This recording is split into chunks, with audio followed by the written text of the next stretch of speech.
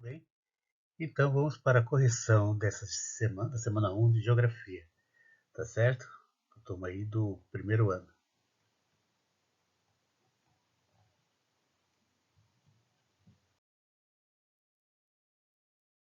Então vamos lá, pessoal, para a questão 1. Em plena era de globalização, mais da metade do gênero humano jamais discou um número de telefone.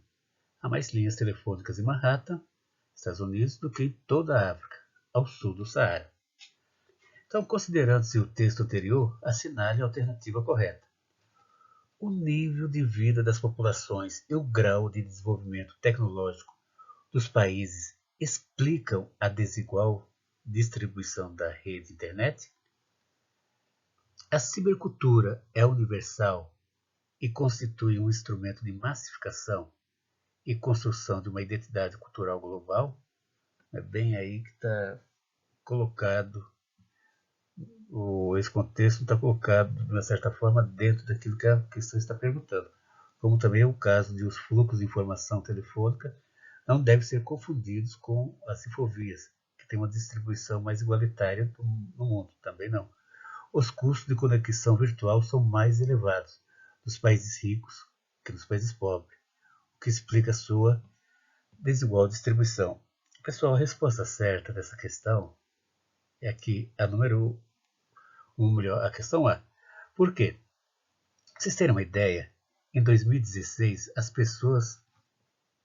desde 2016, as pessoas, elas não ficam mais online. Elas estão online. Pode prestar atenção, nós vivemos online, vivemos o dia inteiro conectados. Né?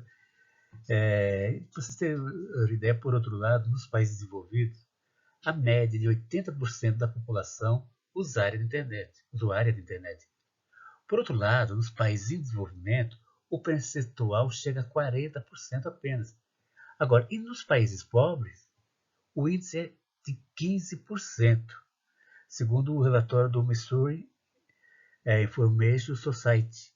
A situação é crítica em alguns países do continente africano, como no Chad, onde apenas 2,7% da população tem acesso à rede, e no Níger, 2,2% de conectados, 2,2% de conectados. Então, para vocês verem a desigualdade, a diferença entre os países mais pobres e os países ricos. Essa questão aí de conexão, de estar conectado com a internet. Então, como vocês podem ver, o que leva a essa situação vai ser justamente essa questão lá, o nível de vida das populações e o grau de desenvolvimento tecnológico dos países explicam a desigual distribuição da internet. Certinho? Então vamos lá para a questão 2. Leia a letra da composição da tribo de Já. Globalização, o delírio do dragão e assinale a alternativa mais adequada. Globalização é uma falsa noção do que seria a integração, com todo respeito à integridade e à dignidade de cada nação. É o infeliz do grande capital, o poder da grana internacional que faz de cada país apenas um seu quintal. É o poder do dinheiro movendo o mundo inteiro. E agora? Ricos cada vez mais ricos e metidos. Pobres, pobres cada vez mais pobres e falidos. Globalização, o direito do dragão. Certinho? Então vamos lá. Primeira opção. A música mostra as vantagens e consequências positivas do processo de globalização. Obviamente que não. Está claro que é uma crítica à globalização. A música faz refletir sobre a forma como estamos, nós do mundo subdesenvolvido, fora desse fenômeno global. Não é bem assim. A globalização envolve praticamente o mundo inteiro. Nós estamos assim fora. Mesmo nós estamos em um país em desenvolvimento, como também naqueles países subdesenvolvidos, países mais pobres, também se encontram inseridos nessa globalização.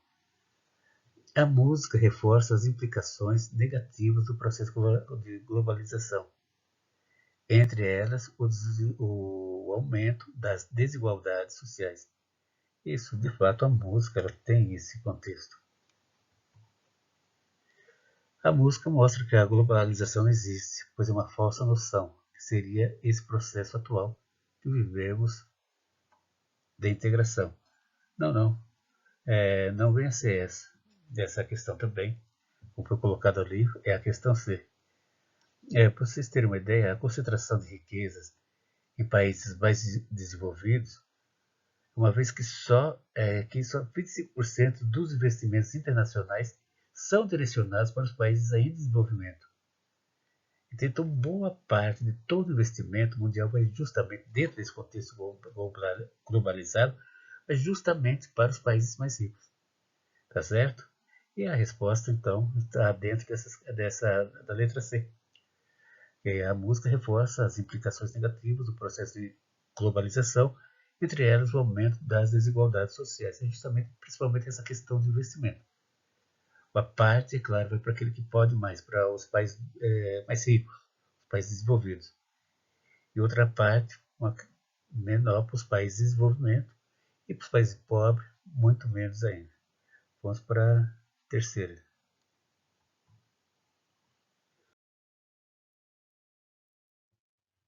Segundo o geógrafo britânico David Harvey, o desenvolvimento dos meios de transporte cada vez mais eficazes e a criação de uma rede mundial de telecomunicações transformam o planeta.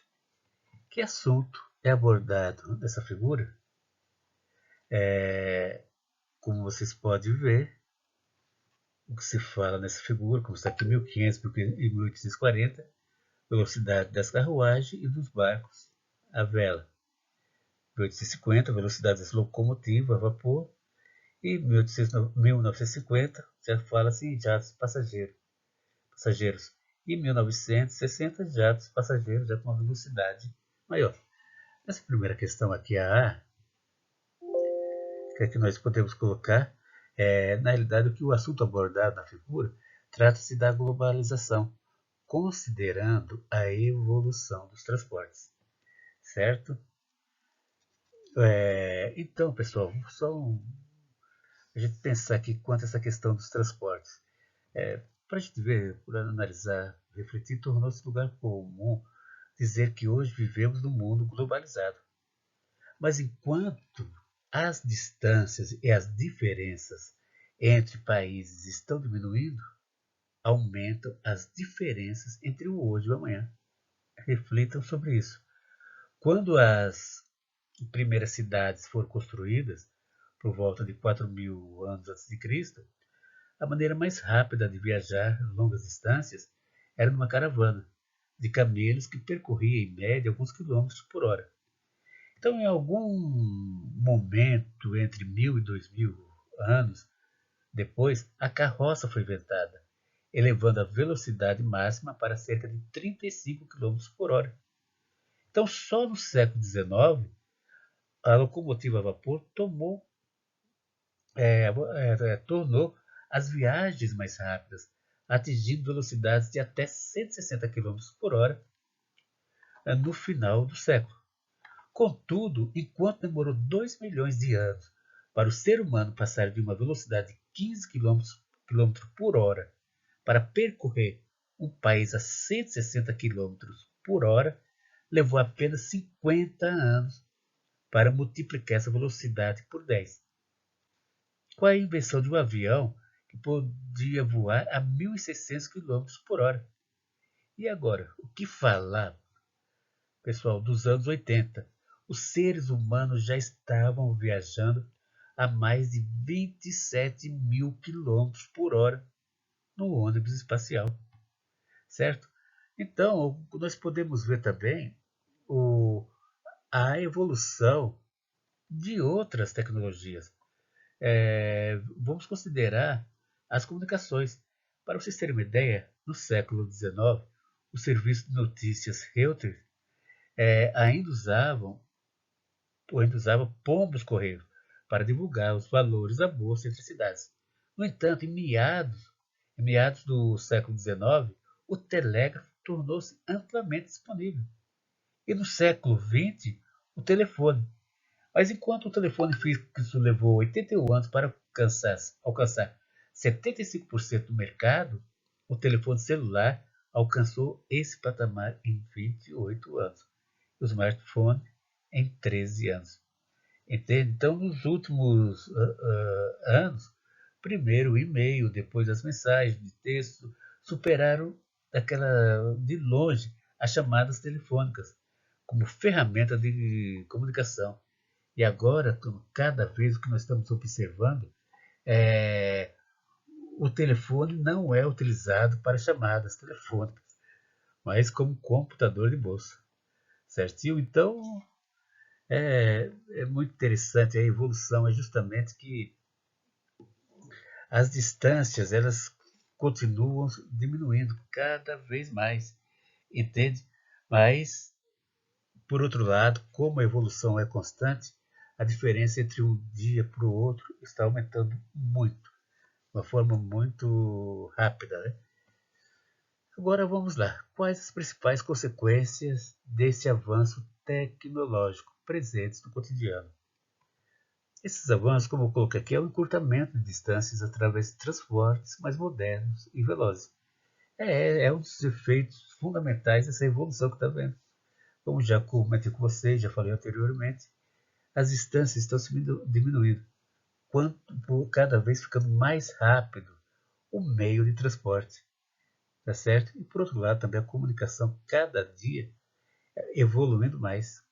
Cada dia vocês aparece o que é hoje super moderno, amanhã já é obsoleto, tá certo? Vamos lá para a próxima. Apenas sobre as vantagens da globalização, assinale V para as proposições verdadeiras e F para as proposições falsas. Tá certo? Então vamos lá. A primeira questão, compreensão espaço-tempo.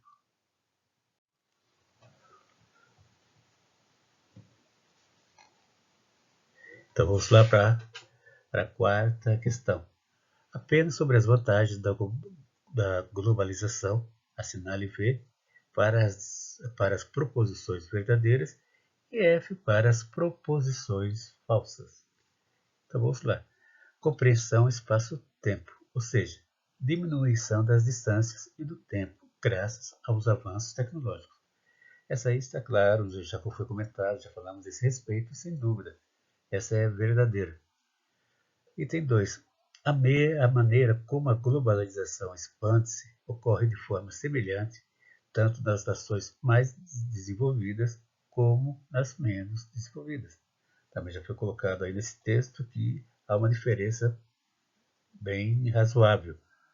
Ela se expande de uma forma mais consistente, vamos falar assim, em países mais desenvolvidos.